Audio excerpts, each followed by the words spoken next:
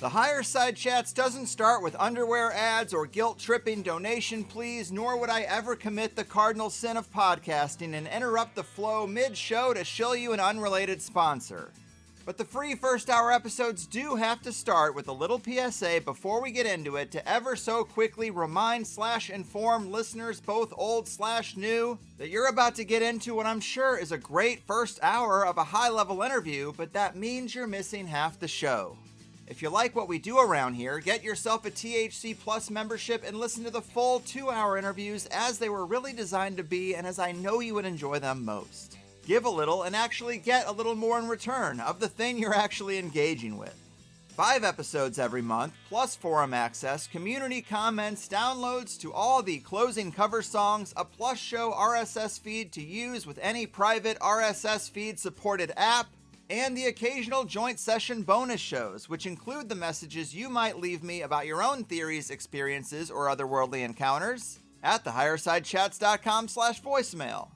If you're not quite sure, if you just want to feel us out, or if you're only here for this particular episode, no worries. New first-time subscribers get a 7-day free trial when you sign up at thehighersidechats.com. Cancel anytime. Try it out, because it's so important to feed the things you want to grow and starve the things that gotta go.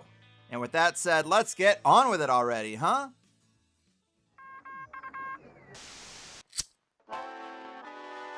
In the 1930s, President Franklin Delano Roosevelt addressed the nation through a series of radio broadcasts known as the Fireside Chats. His aim was to reassure the common man that our society would recover from its troubled times. Well, we're far from 1930, and I deal with a different kind of fire. For a new era of worldly frustration, we offer a fresh conversation. I'm Greg Carlwood, and these are the Higher Side Chats. All right, here we go, Fireside Chatters, doing the thing from sunny San Diego. I'm Greg Carlwood, and we've all heard phrases like history is a lie agreed upon and history is written by the victors. But how often do we dig deeper to discover just what these lies are and who's telling them? We see huge megalithic structures and ruins that would be hard to build today constructed with a precision that seems lost to time. We know of many out-of-place artifacts that suggest complex technology in eras we're told it couldn't exist in. And it's just a little suspicious just how much of the official record is written by a handful of approved primary sources, Vatican chroniclers, and graduates of the Royal Society. Just considering the degree we've seen narratives shaped and events manipulated in our lifetimes, can we really trust anything coming from the top down in any era? Add in cataclysms, calendar manipulations, lost empires, suppressed technologies, extinguished indigenous cultures, book burnings, lost libraries, the Inquisition, and the big colonial steamroll, and who really knows how far off this tangled web of lies is from the actual truth? Well, today's guest Alex, also known as Trismegistus, might have some idea, as he's a key moderator, contributor, and researcher with stolenhistory.net, one of the best websites I've found for exploring alternative history and trying to piece back a more honest assessment of where we've been. The team at stolenhistory.net is also responsible for an amazing 3-part Stolen History documentary series you can find on their YouTube channel, and I'm really looking forward to getting into this one. The timeline truth seeker, official narrative naysayer, and serious sleuth of stolen history, Alex, my man, welcome to the Higher Side. I just have to take a moment of silence to let that all set in after being on this show and hearing an intro to myself since I've been listening to you in 2015, so thank you for having me. I'm very grateful to be here. Of course, man. Too kind. And this is really going to be awesome. I loved the documentary and the random things I have found searching through the site. Amazing stuff. For people who aren't as familiar, give us a little overview of what the site is about, what the team is seeking to accomplish, and how you got involved, all that good stuff. Yes. So this all started for me back in about 2017. I came across, it was a Reddit post, I think, and somebody posted a link to one of the original World's Fair threads on the original Stolen History. So there's actually a little bit of stolen history about stolen history that I can get into to begin with, because it's kind of an interesting story. Matter of fact, we've spoken before a year or two ago. I think I showed up on one of the Zoom chats, and we talked about trying to get Corbin Dallas from the original website. So there's an interesting story behind that too. Synchronicity. Yes. So the stolenhistory.org was actually the original iteration of this sort of alternative history forum.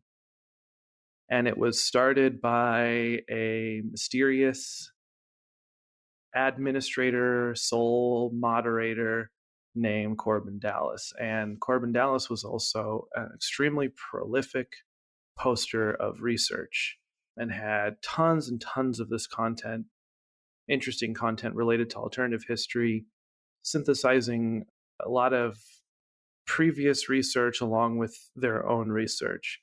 And, I was fascinated by it. I wanted to dig into it a lot more. So, I lurked around and I read about Tartaria, and I read about mud floods, and I read about the World's Fairs. And it was certainly interesting and provocative and virtually unheard of at that point, compared to now, especially.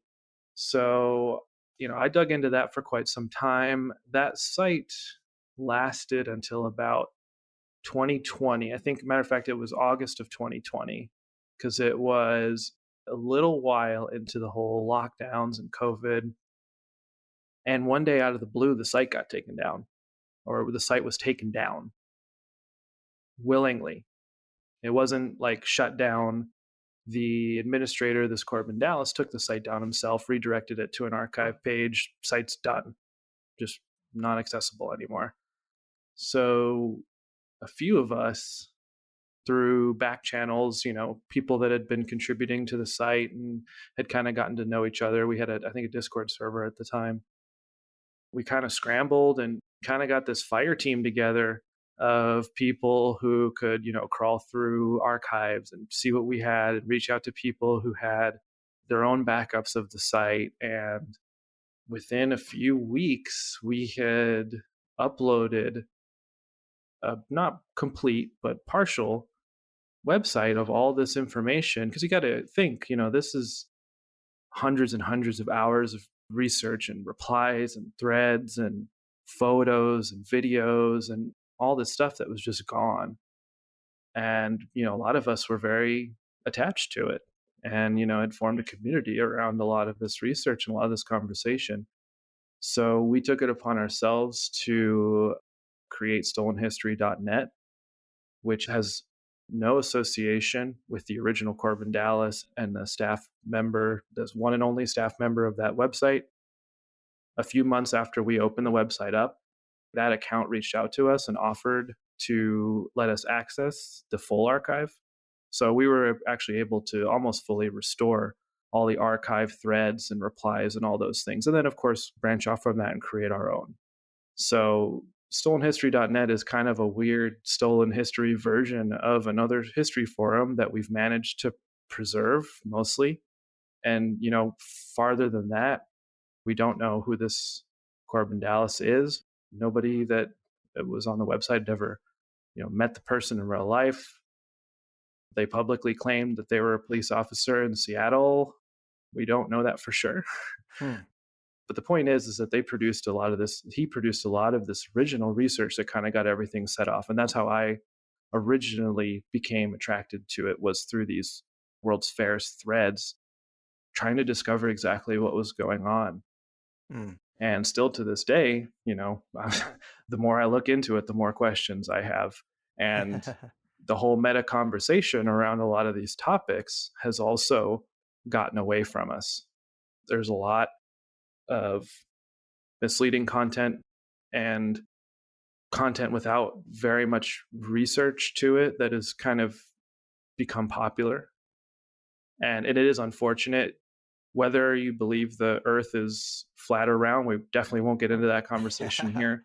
But I think we can all admit that regardless of how you believe that the earth's shape, there are people out there that are trying to distort and make these arguments seem as ridiculous as possible in order to discredit actual research that's going on. Right. And that is certainly an issue that we face now with this type of research that we didn't have back in 2017, 2018, when all this stuff was new and still kind of getting, hashed out. It's interesting because a lot of these conversations have already been had years ago about what is real about the world's fairs. What can we verify? Were these all previously constructed structures, or is there a mix?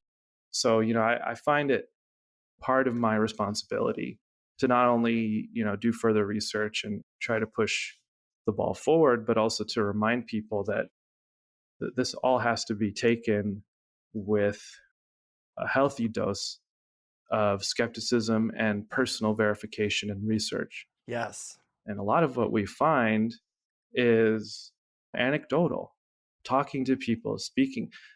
The stuff that we're talking about and the stuff that we're researching is not that far removed. You may have a relative who knew someone who was around when these things were happening. I had a great, great aunt who apparently attended one of these World's Fairs. We have a photo of her in the city around that time frame. I can personally verify some of these things. And a lot of what we're dealing with is stories like that of, I have an uncle who works in construction and this is what they experienced. And it's really part of the fascination of having the forum and having it be open to everyone to make an account. It's totally free to make an account on stolenhistory.net. We're value for value. Right. We don't charge anyone anything. You can make an account. It costs nothing. And you have access to everything. You have access to our threads. You can comment. You can create your own threads. You can upload resources to our library. We have, a completely open and accessible library. And we're in the slow process of trying to figure out what a wiki would look like for a lot of this information. So we want to make all this available and as open as possible because this research is relatively new and it requires a lot of boots on the ground. Yes. And a lot of people contributing to this because this story isn't over. No, it is not. And these conclusions haven't been reached yet. That's the crazy thing, is this kind of research almost didn't exist until about 2016, 2017, at least here in the Western world. Right. And that's a pretty good summary. Let's get into some of that actual research so people have a little more context about what we're talking about, because the website is great. It is a forum with so many posts and layers about things in the history that people seem to know about that just don't add up with what we're told is the official narrative. So obviously this is all ongoing research, and it might be hard to do this, but can we give people a broad sense of the timeline that's being suggested here? Because in the intro to the first part of the series, the question is asked, what if we had a technologically advanced, unified civilization less than 500 years ago? And that can sound pretty shocking compared to this conventional timeline of Stone Age, Bronze Age, Egyptians, Greeks, Romans. What would you say are the broad strokes of what might be a more accurate history? Because what you guys suggest is quite different. I think you have to start with the physical evidence, which is the aspect of it I find the most compelling. Because history can be written, books can be created, but the structures that are left is the truest evidence we're going to find of what we're looking at here. And it is quite difficult to do sometimes without actually having photographs to show the audience. But of course, you can Google any one of these cities that I'm referring to, and you'll see what I'm talking about.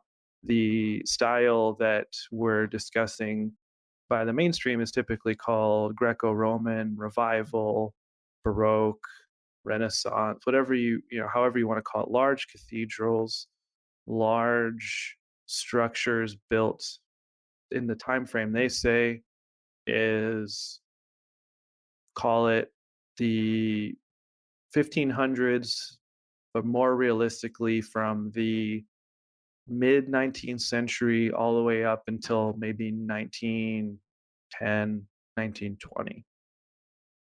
This quote unquote revival of architecture, these stone and marble structures with this architectural style that is global. Now, this isn't something where it's exclusively a Western concept. This is something that you see all over the world. You see it in Japan, you see it in South America, you see it in Australia, New Zealand, many Asian countries, China, Japan, Russia. You'd be hard pressed to find the style and engineering quality. It isn't out there. I mean, maybe Antarctica, but I mean, there's a lot of ice between there and the bottom of the land there. So we'll see.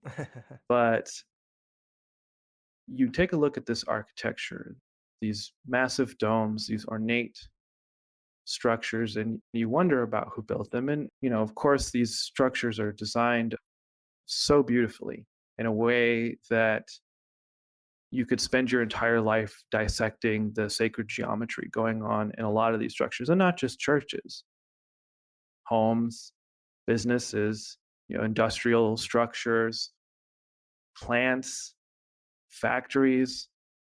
It didn't end. All these structures were like this.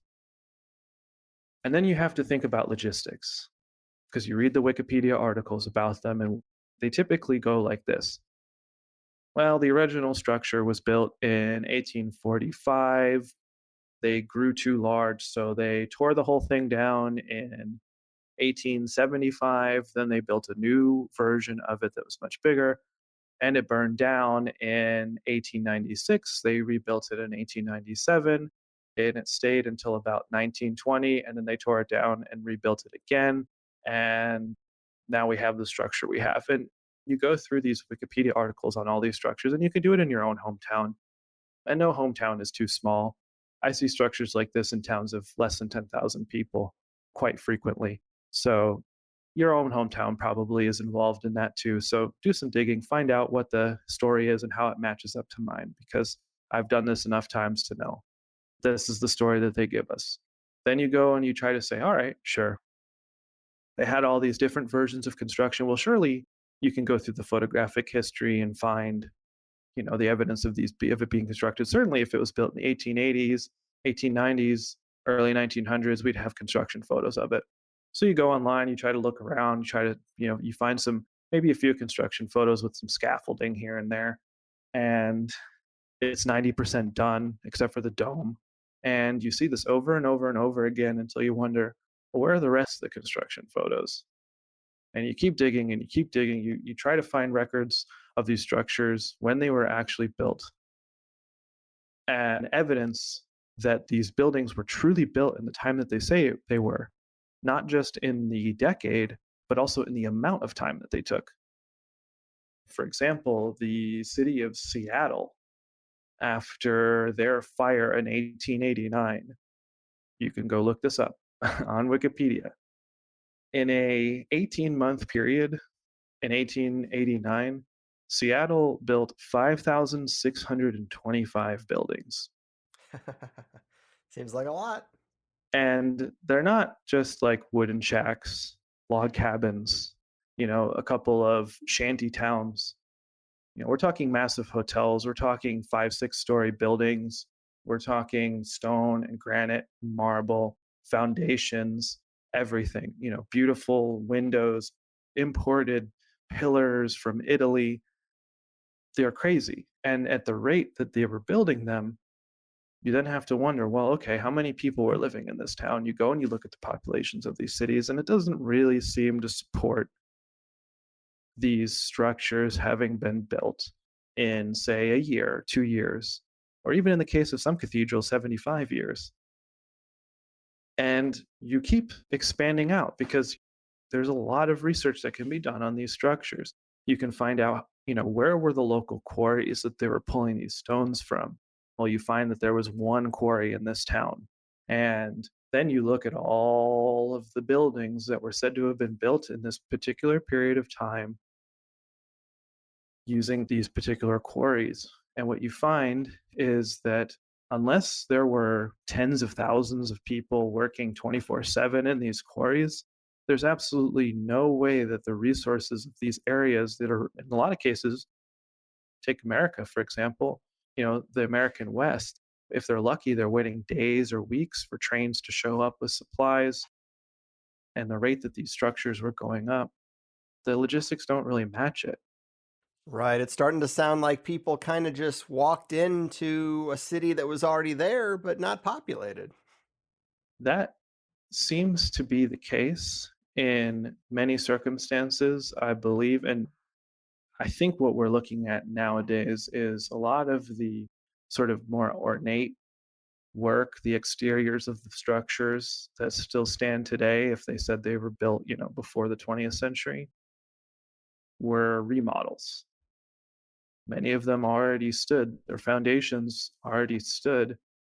And you find this occasionally in small towns where they haven't really popularized their history.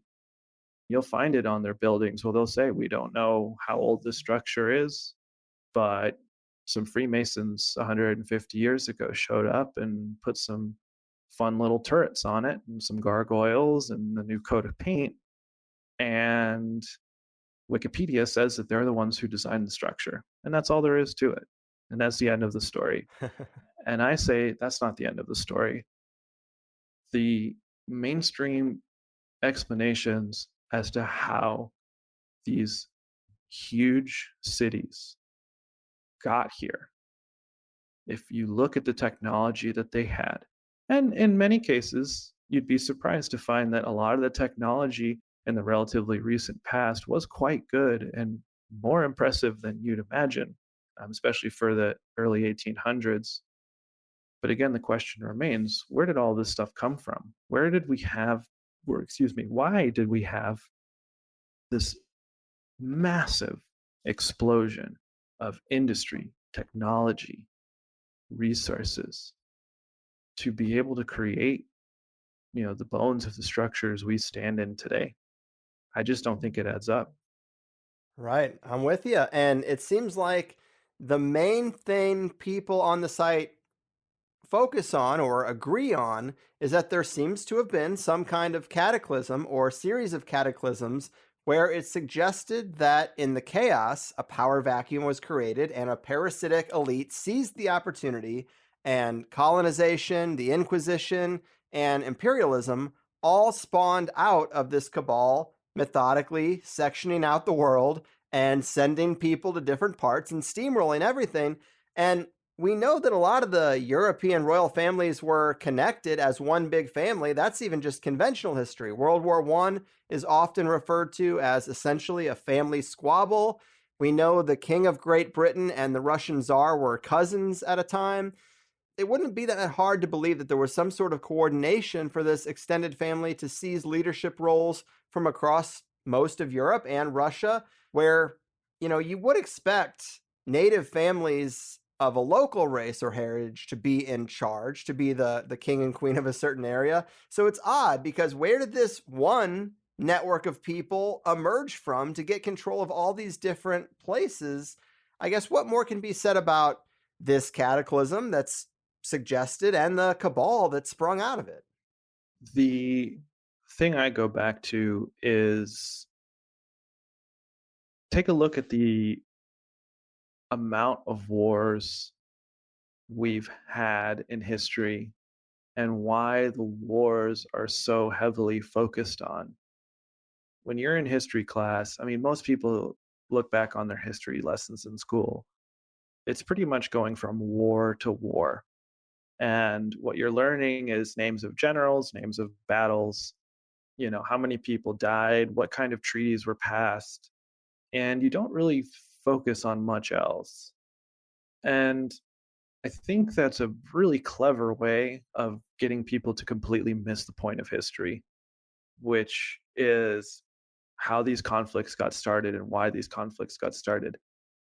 I personally consider, and we're going with American history just for the sake of it, that's what I've spent the most time looking into. If you look into American history, you have a period of time pretty much consistently between the early 1800s, call it 1811, through 1945, where you have this extraordinary mass culling of people between the War of 1812, the Civil War, leading up into World War I and II. This is a massive die-off of able-bodied men that were thrown into what are effectively meat grinders. And we don't really know a whole lot about what was taken in the fog of that war and who would want to see this put through. So imagine you had a native population of Americans that were sufficiently advanced in many ways, at least up till those types of standards, not, spaceships or anything like that, but, reasonable quality of life. They had machines and a way to power themselves and some other technology that I think we don't quite understand anymore, but misinterpret as architectural flourish on structures. And we can certainly get into that. But you have these cities with these structures, and you have the unfortunate task of having to explain why many of these structures have buried first floors. Not all of them, but enough of them to where you may have to, in the future, address those issues. And it may not be so easy to do the more people are around to talk about it. So if you were a member of one of these cabals, whether it's the oil oligarchs or the Vatican with their manufactured history in order to justify their reign, I think the most important thing for them to do is to control history and to try to make sure there are as few people left to talk about the conflicts that they made them go into as possible. And if they do manage to survive, they're so screwed up by what they saw, they'll never talk to anyone about it. Wow, man. I love this. And on the subject of mass culling events, another thread I found really interesting was about insane asylums. The narrator of the documentary asks, why were these mental hospitals established in the early 1900s where the mentally ill and political dissidents, ding, ding, ding, were imprisoned? And why do these asylums have the same architecture as the old world? And that was a mind blower for me. Firstly, why would these buildings be designed kind of like palaces? You'd think they'd look more like a hospital or a prison. And we also know they definitely exiled people in these places, maybe people who knew too much or wouldn't go along. And conveniently, most of these buildings have been demolished today. So, dicey, dicey. Yeah, I actually have a personal connection to that. I have two great uncles who spent 3 decades of their lives in one of those facilities when they were kids. Damn. And again, we're talking about family anecdotes here. There was apparently a man in that town who was molesting children, a wealthy man, and my great uncle apparently didn't keep his mouth shut and ended up in one of those. Damn. And spent 30 years there, was never the same person. I mean, I met him, I did actually meet him in real life. He was alive when I was a kid, and they both needed care their entire lives. So sad, man. And oddly, I also had an uncle, one who died before I was born, but he was in the Navy and then somehow got entrapped by a police officer on a fishing trip or something and outed as gay. And I guess in certain places in the early 80s, that was enough to send you to one of these facilities, and he got electroshock therapy and I'm sure a ton of drugs, and apparently was never the same either and ended up committing suicide once he did get out. But when you just do a little digging and ask the people in your family a generation or two older, these stories do come out. The evil empire has done a lot of damage, and to suggest the reset might have only been like 500 years ago, well, we probably do have some echoes and whispers of information that could be very useful for this overall study. Obviously, it wouldn't be in the official history, but some of these stories do survive through family tales. Yes, I think they definitely do. And I think the asylums were a way of keeping they had their ear in these communities, and they were hearing what these people were discussing and, potentially pulling them out of society if they were catching on to things a little too quick. Because this was, again, keep in mind, this period of time would have been when they were setting up shop. The Manifest Destiny, American history, the expansion west, all of the construction that was happening in the 1920s. These people were potentially around to see some of this stuff. If you happen to know that the local Freemason in town was constructing a remodel of a 400-year-old building, or whoever, they may not have cared any mind as to how old these structures were originally when they started building over them. you know were you at risk? Would you end up in an asylum? I mean, you go through and you look at some of these reasons that people were committing to asylums, and it was, masturbating too much, or, being a distempered woman. It's just like any old thing. You could basically make the justification that these people needed to go in. And you have the leftovers after these wars who are still maybe going around and that remember these things and could potentially challenge them in the future. Right. There's also some interesting wordplay with asylum, like seeking asylum. They used a word that gets used in other contexts for that. And also, if this sounds far fetched, give me an example of someone who was treated or cured and came out better, because I've never heard of that in my life. They're more brain scrambling facilities when it comes to the pharmaceuticals that are shoved down your throat, the electroshock therapy, the horrible conditions. I never heard anybody come out of there and be like, well, thank God for that asylum because they had the best medicine and they really fixed me. That's not the story we're told or we ever hear. No, I would compare them more to almost like internment camps and re-education centers, and expanding out into the World's Fairs, which were also happening around this time. That's part of the same program. Mm-hmm. It's kind of like the good cop, bad cop of the re-education and the reset of this civilization. Is, if you don't follow the program, you may end up in one of these asylums. But if you are with the program, you get to go enjoy these absolutely stunning events and see this beautiful technology and go and experience all the new things these people have to offer you, Yes, I'm so glad you. all funded by the oil oligarchs. Indeed, indeed. And I'm so glad you led us there because I'm looking at the clock and I know that the World's Fair is a huge part of this. I mean, World's Fairs, but part three is my favorite part of the documentary series, a 2-hour exploration of the World's Fairs that we've all heard of. And I wanted to make sure we got this in the first hour. And I like that you have this personal connection to the 1904 Buffalo expedition because several of the other ones covered are areas that I'm very familiar with: San Diego, St. Louis, and Chicago. But talk to us about the series of world fairs from 1850 ish to the early 1900s and what their suggested purpose in all this was in the alternative paradigm compared to just this big celebration of culture and technology. The World's Fair idea started in London in 1850.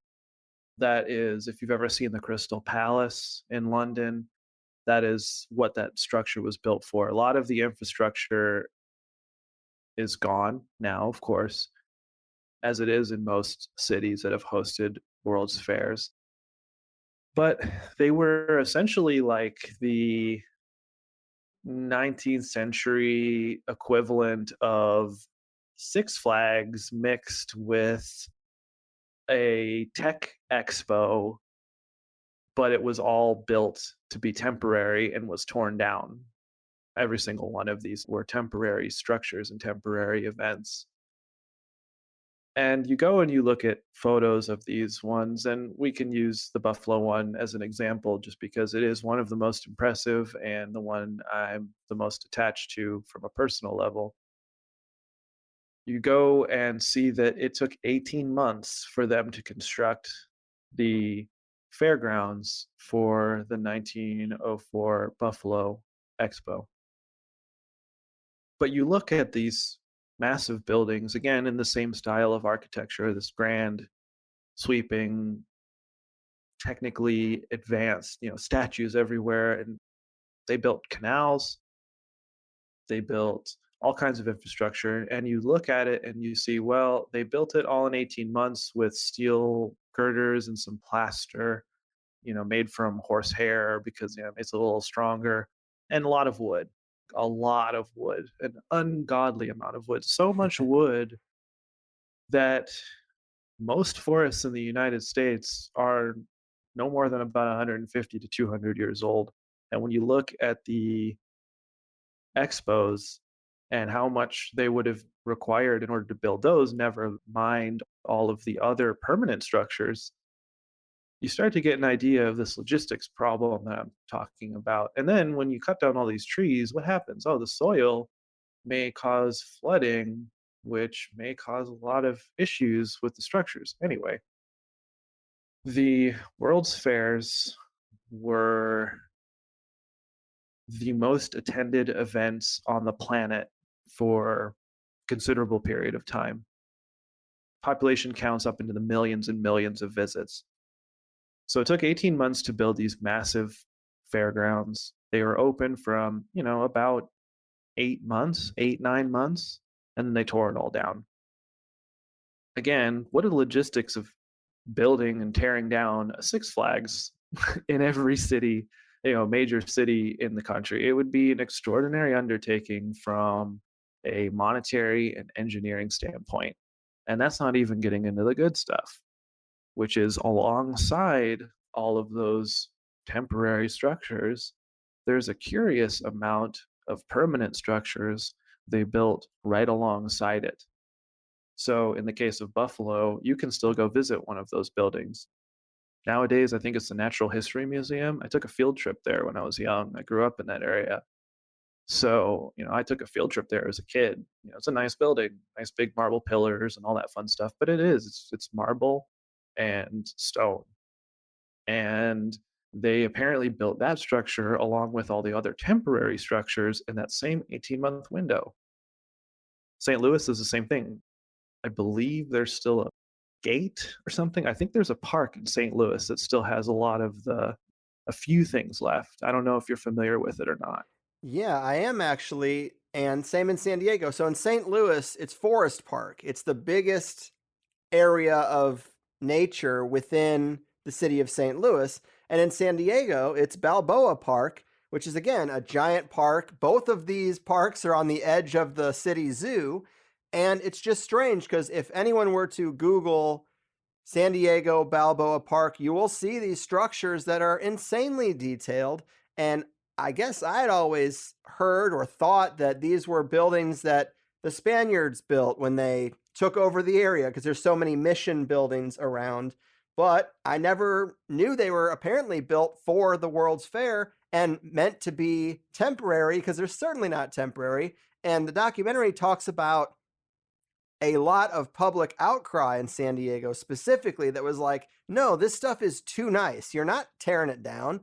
And they're like, well, it was supposed to be temporary. And they're like, well, we don't care. You're not tearing it down. And surprise, surprise, it still stands today. So it is like the good cop, bad cop analogy that you mentioned, because you can use wars and fires to take out a lot of these structures, just destroy a city, or you can pretend to have a giant event and then deconstruct the city without the war part. And the documentary talks about the financing of these world fairs, as you mentioned, always robber baron funded, and they always came at a massive loss, millions of dollars. Even in those days, hundreds of millions in some cases, the deconstruction often being the most costly part. And when the thing was built, they didn't want to tear it down, but they were contractually obligated, and the whole thing doesn't even make economic sense. So, for these cutthroat robber barons who are titans of industry and masters of profiting off things, there seemed to be a different agenda here, because they were totally cool with it all being taken down. And it's just the weirdest thing. Usually, when people talk about the World's Fairs, they talk about ether based technologies, like these images of people fighting, dueling with like light swords. Hmm. And we hear about Tesla, which of course was the Buffalo one, Yep. and all these images of buildings that are lighting up. And so it seems like they served multiple purposes. Maybe they were showing people things they were about to put back in the box. Also, sorry, going on a bit of a rant here, but another aspect I thought was interesting is they're showing these new technologies with the inventors with the new patent system. So if there was an old connected world of sharing ideas and maximizing abundance, this was the new world showing you, no, this was invented by this guy. He owns it. You can buy it from him, but all these things are based on limited resources now. And this is how we're doing things from here on out. Is that kind of the gist? Yeah, you nailed it. The introduction of the patent system, the documentation of all these technologies, and then the weird alchemical inverted trick of utilizing the old world technology to build and power the fairs while also simultaneously introducing the fossil fuel and consumption and limited resource technology at the same time. I think that's really what bothers me the most about all of it is, you look at, for example, most people don't know because it's very difficult to find photos of it, but the Eiffel Tower originally had a massive spotlight on top of it. This big old thing, almost like an eye of Sauron on top of it. And you can find some photos because the Eiffel Tower was built for a World's Fair, by the way. And that's not the only tower that's an Eiffel Tower type structure in Europe. There's actually at least dozens more. Not quite as large as the Eiffel Tower, but certainly as impressive and as strange from a artistic standpoint, and gets more into a potential remnant of or an homage to an earlier ethereal technology. So you have mercury arc lamps and neon gas, xenon gas that they were putting in these light bulbs to power a lot of the technology that was at the fair. And sure, Tesla was there, and sure, Tesla had his inventions and his technology, but we all know what happened to Tesla. We don't necessarily need to rehash what happened to him Right. and how they were able to control his ideas about technology. So you have these tricks being played on these people while at the same time you're introducing them to all of the new things that you're going to love about this society. Now, one of my favorite ones is there's one in Seattle, I believe it was early 1909 maybe, and they have a baby incubator exhibit, like a little house that was set up, and there's all these weird little Preemies. premature Yeah. babies in these incubators, and they're showing them how these incubators are going to save these babies' lives. And it's a very weird scene, and not really something that anyone's idea of a fun time, I guess. I don't know. If I'm a family in the 1900s and I'm trying to have fun with my kids and go around and see all the fun stuff, I don't know about seeing babies in incubators. And then, of course, the question's raised: was there a repopulation involving children repopulating many of these restructured cities in order to control the narratives and to ensure that they can teach these people how history really is? Yeah, that kind of touches on the orphan trains thing, which, has an Yes. official story, but it's come up in the context of alternative history a lot. Like, why would European families put thousands, I don't even know, tens of thousands, hundreds of thousands of kids on trains and send them out or send them over to the New World alone? Like, what was going on that was so bad that you'd want to get rid of your kid? It just doesn't add up in a lot of different ways. But yeah, you're Yeah. right. Repopulating, it seems like. Yeah, it seems. I think the official or like the Wikipedia number you'll get on that is between like 1850 and 1930 is like a quarter million children, Jesus. which I think is even more so than that. I think most people will actually, again, might have a connection to something like this. I have a great grandfather that all we knew about him was he was raised on a reservation. He wasn't Native American, but he was raised on a reservation. And I challenge people to go through their try to go through their family history as much as you can and ask yourself this question. If you had 250,000 children over the course of this period of time getting put on trains and shipped off to the Midwest, where they would get off the train, let's say it's 6, 8, 10-year-old kid, you get off this train and there's a farmer waiting on the other end of that train station and takes you along and you get this job on this farm or you're working in a factory in St. Louis or whatever, and you get adopted by these families potentially, or you find someone, they adopt you, how much of your bloodline is actually your bloodline? How much can you actually verify that the people that were in your family tree in that time wasn't somebody who was coming from one of these, orphan children? And were they only ever coming from England? Where else were they getting these children? Were they native children? Were they people that they pushed out? Were they the families of people they had cleared these cities out of and needed them to go work somewhere else? I mean, it's overwhelming when you try to actually hold any kind of rational logic to the mainstream stories that were presented about this, very not that far long ago period of time, and not even that long of a period of time. It's like less than 100 years. You have all these things happening, and it's so hard to make sense of it because it's the information that is given on a piece of paper or written in a book is so tenuous that all you really have left is the stories of people that you've met or spoken to and the places that you've been and the things that you've seen, because I don't see history actually getting sorted out any other way. I don't think we're going to find a magic bullet book that's going to, or scroll or papyrus or whatever that's just going to solve it. I think that's nonsense that these museum directors invent in order to justify tourism. And Egypt is a sad but great example of that. In fact, recently, Turkey just announced that they found a underground city that could hold, like, they estimate 60 to 70,000 people lived in this quote unquote underground city in Turkey. And they say it was for Christians to escape religious persecution, and of course coming from a museum director. And then what you find out is all these different historical fields were all invented in this period of time.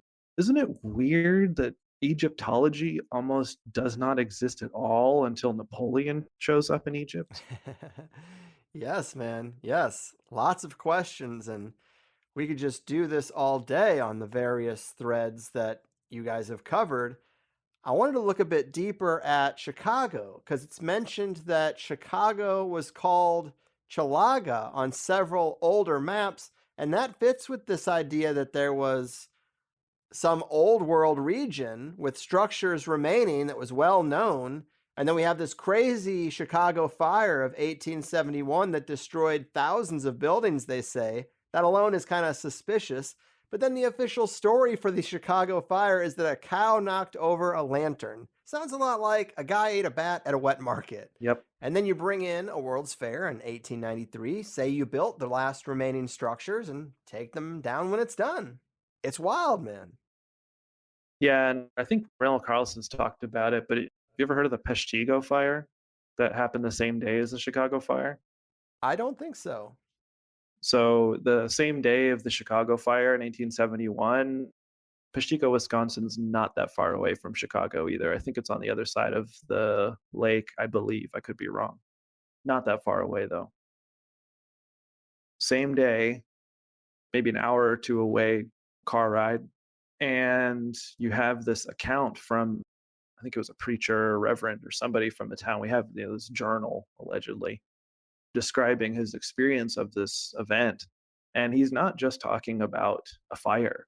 He's mentioning things like noxious fumes. He's mentioning like giant black balloon hovering above the city. It reads like War of the Worlds.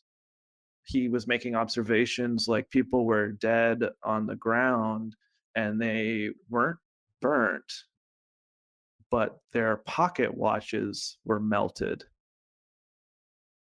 And things that may suggest evidence of some sort of electromagnetic event versus some kind of actual just straight up fire.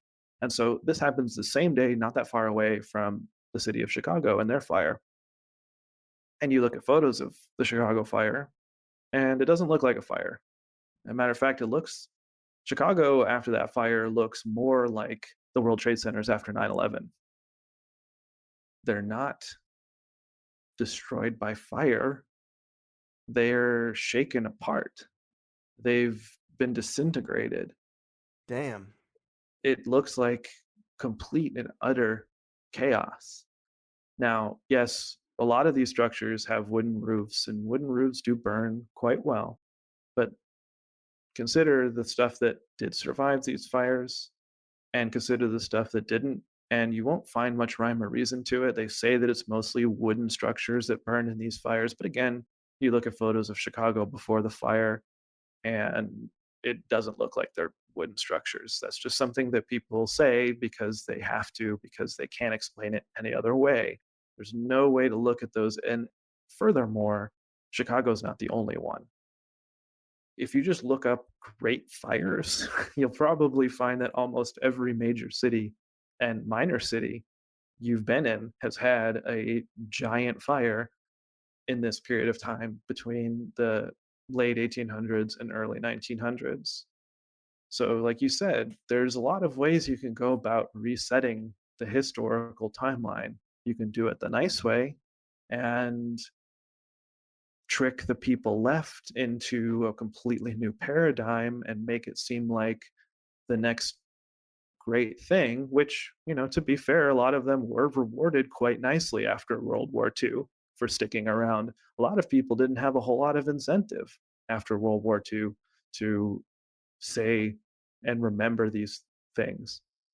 But the other way is you can subjugate people, you can put them in asylums, you can create wars for them to go die in, and all we have left in a lot of these cases are photos. And what do the photos say? Photos don't say that this was a fire. The photos of Baltimore, the photos of Seattle, the photos of San Francisco after these fires and these earthquakes are not indicative of a natural cataclysm. There was something else going on here. And whether it was a relatively recent cataclysm or some sort of attack, it's hard to say. And whether it was world consuming and happened all at once or happened in multiple instances in certain situations over a long period of time, it's hard to say.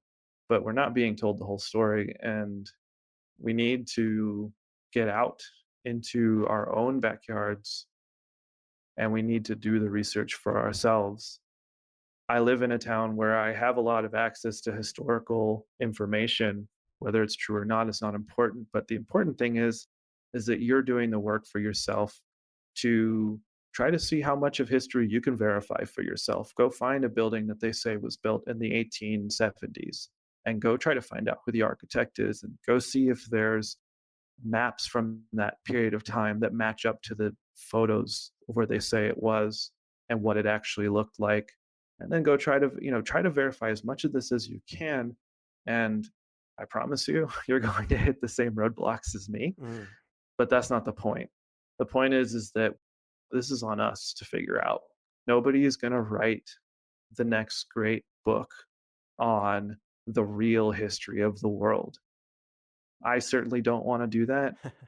And anyone who's telling you that they want to, you should probably stay away from, because this shit's messy. Yes, and it is crazy just how many fires there have been. I've seen lists that you guys have talked about on the website, way more than I would have thought or realized. And then things like the Vatican Library moving 3 times. Of course, we know the Library of Alexandria was destroyed, but fires, I mean, they just seem to constantly, constantly happen. And before we run out of time, I just wanted to ask you, because I know you've seen a ton of stuff as a moderator and contributor to the stolenhistory.net forum. Are there any recent topics or side threads that have piqued your interest that are not covered in the films that we could throw in here as just a nice little bit of dessert?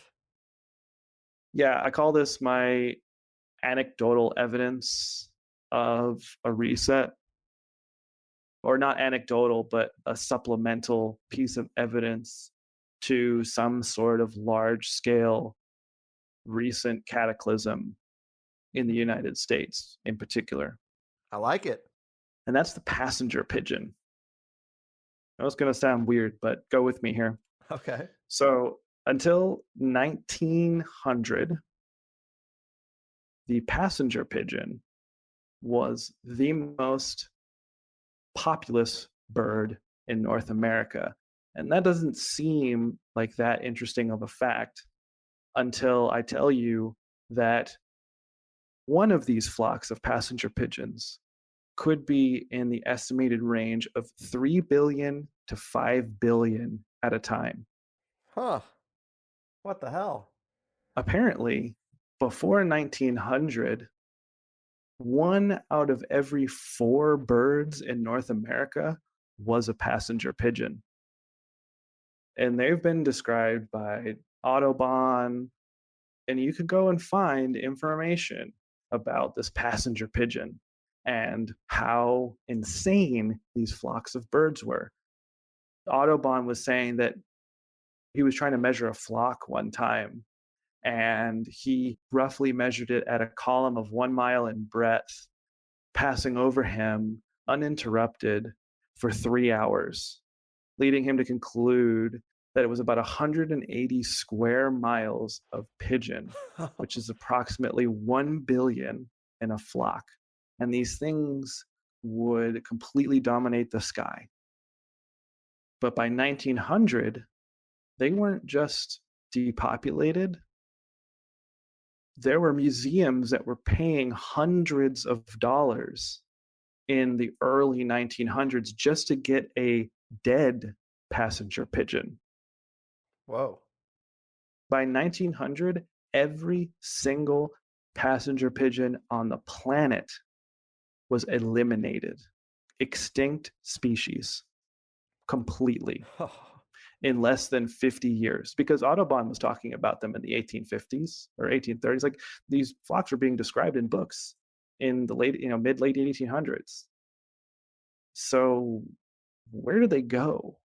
What happened to them? Apparently, according to the New York Times or whatever, the mainstream, we ate them all. Huh. We ate every single pigeon. Apparently, we would stay out in the backyard with these giant elephant guns, and it was like a family ordeal. Everyone would grab, like, maybe a little Billy would grab a rock sling, and Pa would get the elephant gun, and they just go out on their patio and they just fire into these flocks of birds, and they would grab 30 or 40 of them, make a pigeon pie. Doesn't add up to me.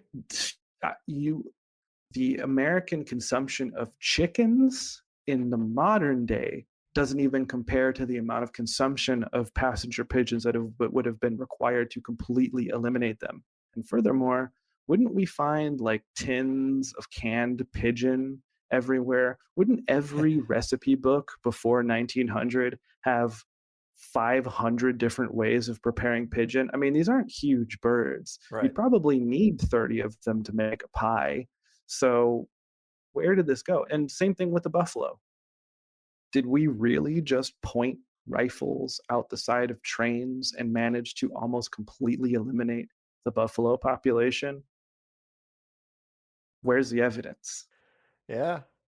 Wow. So, in my opinion, I think we have evidence like this, or if you just read between the lines on some of this stuff, there's so much that just makes absolutely no sense. And is it related to the concept of a reset? The argument certainly could be made. Is it at the very least almost like a Mandela effect thing in history? Yeah, I think so, because it doesn't it doesn't add up. You can't do that. It wouldn't be possible. You need the military pointing their guns at the sky for hours and hours at a time to eliminate a flock of a billion birds.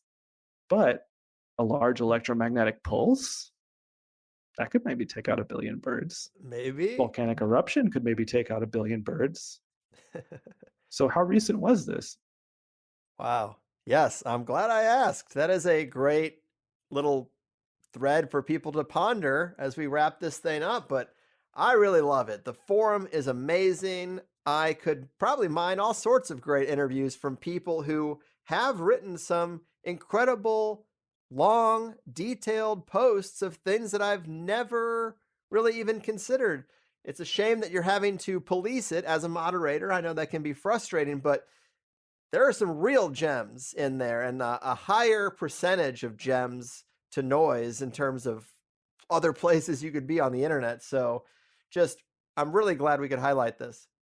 Yeah, and just to clarify that too, we not only have, or I guess what makes us really unique is that we have a lot of people from different parts of the world contributing through things like, modern translators, Yandex translator, Google Translate, whatever, has become an invaluable resource to the point where people from Russia and Japan and Eastern European countries can come together and actually collaborate on some of this research and, get to know each other. And, it's very interesting. It's, certainly a new experience for me is seeing this kind of evolution of like a global research network and a global historic timeline that's being measured against different cultures' information. It's really fascinating time to be alive and to be part of, trying to rebuild a historical narrative from scratch, because that's essentially what has to happen at this point. It has to be done from scratch. And who else is going to do it? It's not going to be those dudes in the museums. No, it won't. And another great point is that it is a worldwide community, really. And the documentaries I keep referring to, they started in German and now they're in even other languages. And I guess I would ask, are there any plans for more films or anything else we should quote unquote promote, so to speak, before we call it in? Yeah, so tragically, the video editor of the documentary series passed away a few months ago. Oh, which sending good vibes out to Bart and his family. That was really a tough thing to go through for all of us. We certainly felt it, and our hearts go out to him and his family. But we haven't stopped, I guess I would say. We're always trying to think of the next thing to do, and the author of the documentary series, certainly has a lot more. Again, the resources here are so vast. We could be making documentaries for the rest of our lives and never really scratch the surface. And it's all been done with volunteers. We're not a shady cabal of people posing as one person. Unfortunately, that seems to be potentially the case in a lot of situations when it comes to this kind of content. We base a lot of our work from people who are volunteering their time. I volunteer my time on the website. The people who edited those videos and provided the narration and everyone involved with the site, it's all been because we love this stuff and we're all volunteering. So, I'm not trying to say there's a open casting call for another video editor or anything like that, but at the same time, we will continue to produce content because we know how important the visual medium is, especially with this type of research. And we know that people don't have the time anymore to sift through hundreds and hundreds and hundreds of pages of replies and threads and research. It's becoming too hard to ignore. So, the more people that get involved, the more people that volunteer, the more people that join up and just kind of hang out. We're talking about doing a podcast. Well, we have done a podcast in the past. We kind of want to reframe it and restructure it, more of a like a higher side chats, if you will, All you know, right, all potentially right. getting some more people to deep dive into some of the research they've done on the site. So we're working on stuff like that. We're trying to work on taking some of the best of posts and creating some content, you know, video content around that as well. So we're working on stuff, you know, obviously we have a YouTube channel. So anything that we're going to do is, you know, going to be available there, available directly on the website. And yeah, so like I said, join up. I will say the only thing we do have that's not value for value is we do have a one-time donation that gets you access to an archive version of the website, because another important thing is not only making sure we're researching stolen history, but making sure our stolen history doesn't become stolen history again. Right, right. So having redundant copies accessible to people who want to ensure that this stuff is being saved into the future if something ever happens is super important, especially with the library that we're also amassing right now. Again, free books to download, lots of great stuff in there. So yeah, I mean, it's a great place to be if you want to learn and you're willing to participate or just lurk. I mean, it doesn't really matter to us, but the important thing is we're all doing this together, and you showing up is enough. Hell yeah. Yeah, there's so much great stuff. I didn't even ask you about breeding humans or Antarctica or the giants or the psychological elements of all this, and how amnesia is a really great defense mechanism for humanity, maybe on a collective scale as well. So much great stuff. It's Yeah, an we did get amazing into ancient project. cloning, Right. unfortunately. That's one of my favorite ones. We're going to have to save ancient cloning, or people can just do a search for ancient cloning and go straight to the source. But you're running, you're part of an amazing team running an amazing project in a fascinating little corner of the internet, man. And the quality is high. I hope more people find themselves checking it out. And this has been a lot of fun. Thanks for taking the time, and take care. Thank you. Yes, guys, what a great interview. Alex is really well versed in this stolen history material, and I just love this stuff more than a lot of subjects we end up covering. It's one of the few pieces of the conspiracy pie that I don't think is completely oversaturated, and I haven't heard this stuff before many places, so it feels pretty fresh. And how funny that Alex did actually call in back when we did the joint sessions live via Zoom. When he mentioned trying to get Corbin Dallas on the show, it did jog my memory. And that is something I'd still like to do, but it does seem a bit lofty. But let's put it out there in the universe. Maybe he will be open to it. And even more synchronistic is that in the last joint session episode, somebody asked about the World's Fairs. And I said, yeah, I'm interested in that too, but the book hasn't really been written. But now I would say that this 3-part documentary series is about as good as anyone could ask for on the subject. And before we go too far, I have to also let you guys know that just in the time since recording this with Alex, the 3-part Stolen History documentary series has been removed from YouTube, and the channel completely deleted. And I would hate to put the spotlight on this series and then direct everyone to the wrong place, but they do have it on Odyssey as well. The link is going to be right there in the show notes, or you can probably find it via search, but you're going to want to go to Odyssey instead of YouTube. And for people who don't really use the Odyssey video platform, it is spelled a little weird. It's Odyssee. So see like scene stuff. Odyssey.com. You could also follow the Higher Side Chats while you're at it. We are on there. I've got the whole archive up there, but no one really pays much attention to us in that place, and that's totally fine. But our 500 followers looks a little pathetic, so, represent. But really unfortunate timing on this removal. Apparently it's due to copyright strikes all hitting them at the same time. And then the whole channel was taken down over just a couple of videos when they really have dozens and dozens up there. And it's so ironic because I just got the THC channel back after 2 strikes, put me in a 90-day timeout or something like that.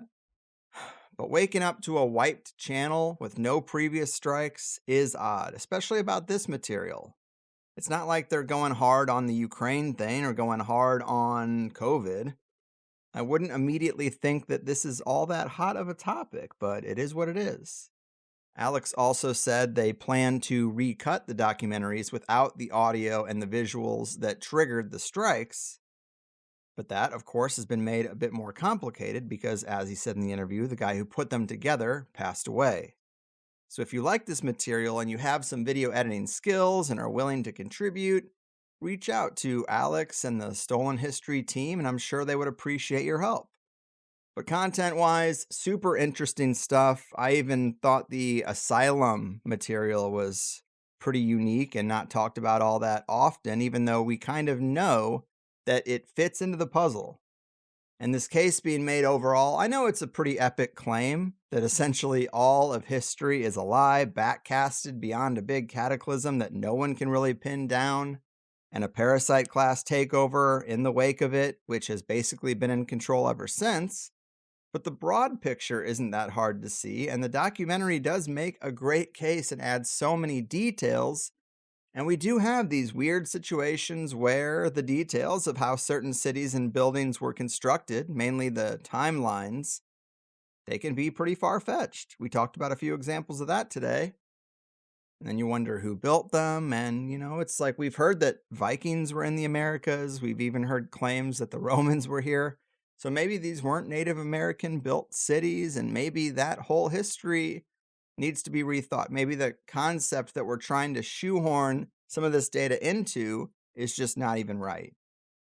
But it also kind of creates a more sinister and calculated motivation behind the Inquisition or colonial expansion, which are already sinister, but in this context, it's a lot more coordinated and intentional. It's not like they were just going out and discovering things. They knew it was there, and they knew what they were doing. And this group knows they have a narrow window of time, and they were really in this full court press mode. And I know that history is a lot of material, or it's thought to be a lot of material, but a lot of official history is based on a few scholars, a few different pockets of privileged people, and when you source it through, they end up no longer having the primary documents. And is that just the inconvenient reality of time and decay? Maybe. Unfortunately, we only largely have liars to trust. And maybe the truth is somewhere in the middle, but even if this is half true, that is a dramatic rewrite of the human story that we've had drilled into our heads. And we know who funded Western education. So I'm into it. Lots of unanswered questions. And where are all the fucking passenger pigeons? I too want to know. And plus, people, if you have little stories or family anecdotes that add to the themes we talked about today, put them in the comments. Send me a voicemail for the joint session. Not every show is so applicable to putting out a call like this, but this is a pretty good opportunity. And really, I would say Alex crushed it, especially for not being as seasoned as a lot of people I do interview. And the second hour is just as impressive as the first. We got into painting a picture of the pre-parasite world, who built the star forts and star cities that no one really talks about, Egyptology and Napoleon, Tesla and Einstein, the Dark Ages challenge that Alex put out there, his thoughts on Anatoly Flamenco, Tartaria and Scotia. We hear about Tartaria, but we don't hear about Scotia. What's the deal? And also the old island of California. And Alex's passenger pigeon puzzle is either the last part of the Plus show or the part where I cut back in for everyone. I can't remember right now. But hey, sign up for Plus, support the show you love, and get twice as much of it.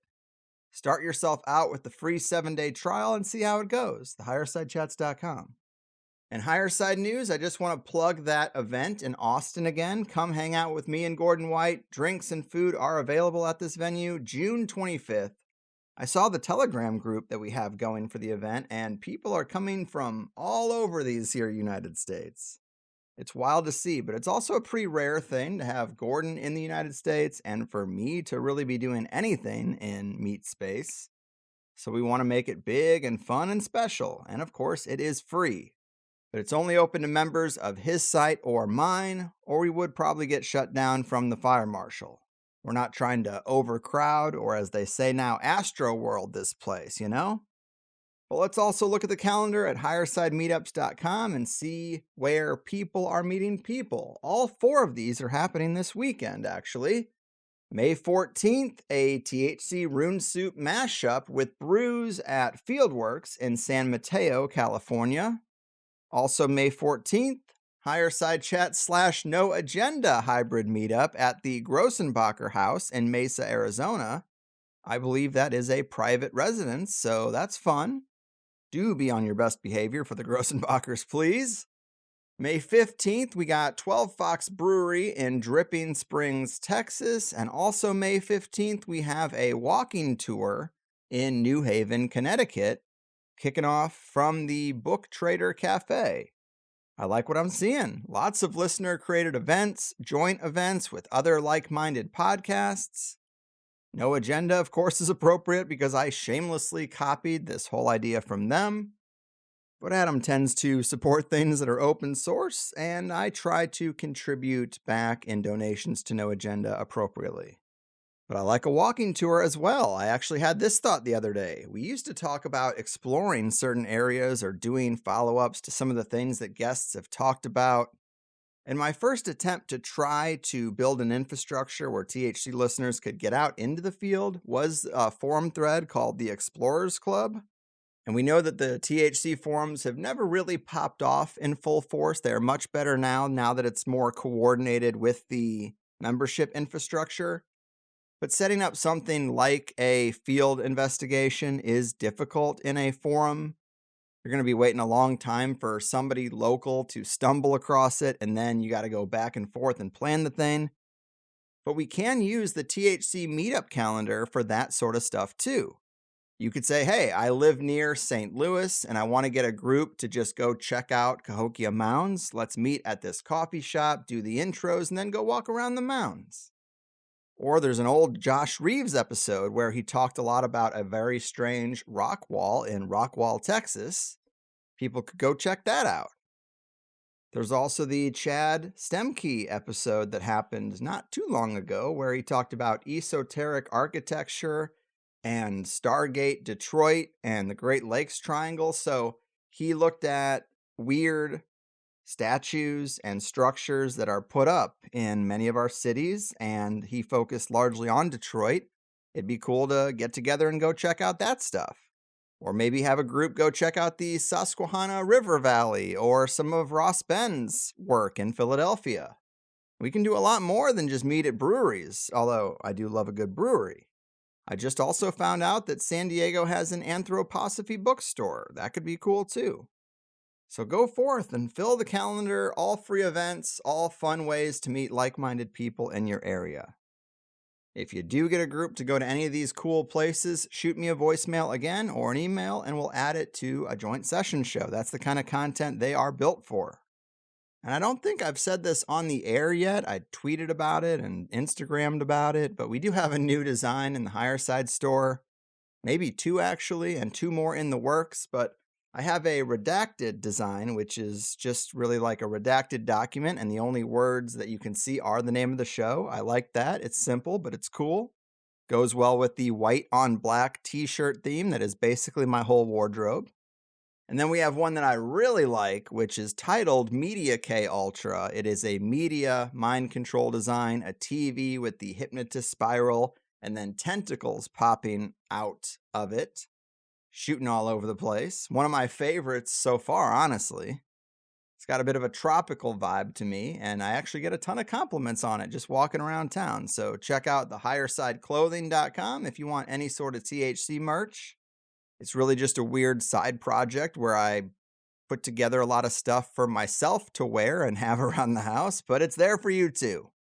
And that's really it. I hope to see a lot of you Plus members in Austin. It's going to be one hell of a get-together. And big thanks to Alex for all of his work and the whole Stolen History team. Definitely check out the 3-part series if you want to go deeper or join their forum at stolenhistory.net. And comb over all the really great high-quality posts. It's a fun rabbit hole to get into. But I love you guys. I'm really proud of what we have going on here, and I can't believe that I can raise a family with this as my job in this climate. The support and the reciprocal system we have is just a dream come true. For those who haven't jumped in yet, just use that 7-day trial and go download some of the full 2-hour shows of the past episodes you liked most, and I'm confident you will find that it's worth your while. But I am getting out of here. I've done my part. Your move, history stealers, Royal Society secret keepers, and academic architects of the big lie. Your fucking move. Lucid dreams are so vivid, 'cause you go to bed at 7 and your brain comes alive, 'cause you hate your 9 to 5. You wake up with a dread and make sure your cats are fed. Did your brain talk to a ghost who moved your coffee and your toast as you listen to the higher side chats?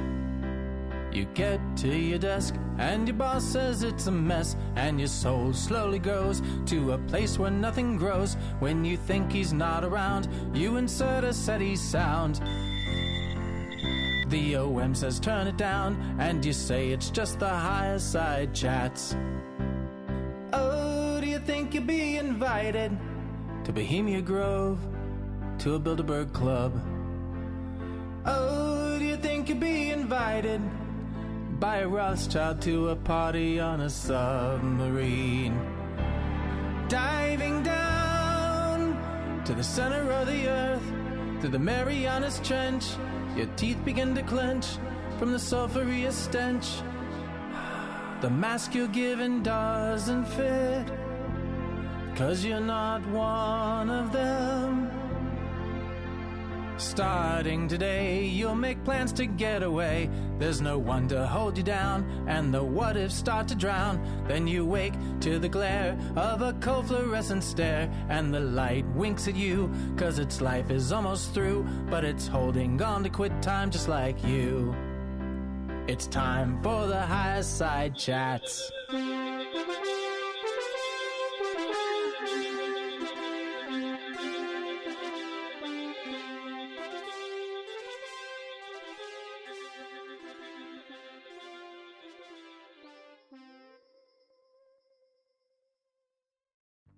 And that is another show complete. Remember, as much as you enjoyed this, which is just the free first hour, I hope you'll become a Plus member to hear the full 2-hour interviews. You also can engage with other Plus members in the comments and the forums, and you'll find your answer to one of the most common questions I get, which is where can I find those cover songs that you use at the end of the show? Well, they are free downloads for Plus members too. And without Plus members, I can't hire the occasional musician to bring these odd cover song ideas to fruition. Plus members are how I'm able to do what I do without ads, and without the big machine being on my back. We can fit so much more into a 2-hour interview, and I do my best to make it worth your time and money. The conversation only gets deeper, weirder, and more controversial in that private hour. How could it not, the way things are going? But the best way to sign up is at thehighersidechats.com, where new first-time subscribers always get a free 7-day trial because I'm just that confident. There's no PayPal on the website, but if you need to use PayPal, then sign up through Patreon and you get all the same episodes. Our website is a credit or debit system, but you can also scope out the other options like a few various cryptos, cash or check mailed to the P.O. Box, and I'll even barter with most people if you have your own business and produce something nice that my wife or kid or taste buds might like. But the architects of consensus reality have made it clear that these themes and topics aren't really welcome on the main stage. And so this is how we secure a little counterculture corner for ourselves, and I hope you'll join Plus because that is the only way it works. Besides, you can cancel anytime right on your profile page. The most common concern I hear is people just being unsure if THC Plus will work with their podcast app, and the answer is probably yes. But if not, we have several high-level app recommendations for whatever phone you use, and the website is made for mobile too. We're trained to tip a waitress for bringing us a sandwich, but that tip doesn't give you access to a second sandwich. Really, I'm not asking for any more than that, and I think I offer a better service. Come get your second serving of tasty conspiracy goodness in exchange for that small token of your appreciation. Beyond that, let it also be known that we have grown and survived as long as we have by word of mouth. I don't care so much about social media likes or follows, but tell the right people about THC. And not just listeners, but the high-level figures who are better suited to sit down with me than most other hosts. And if you can help me with any of these things, I can work to bring you better shows, which is just a win-win for both of us. Informative, entertaining, and action-packed. It also never hurts to thank a guest you liked if you have the time either. We want them to know people are listening, so they're willing to come back down the road too. Thank you for spending some time with me, and cheers to a better tomorrow.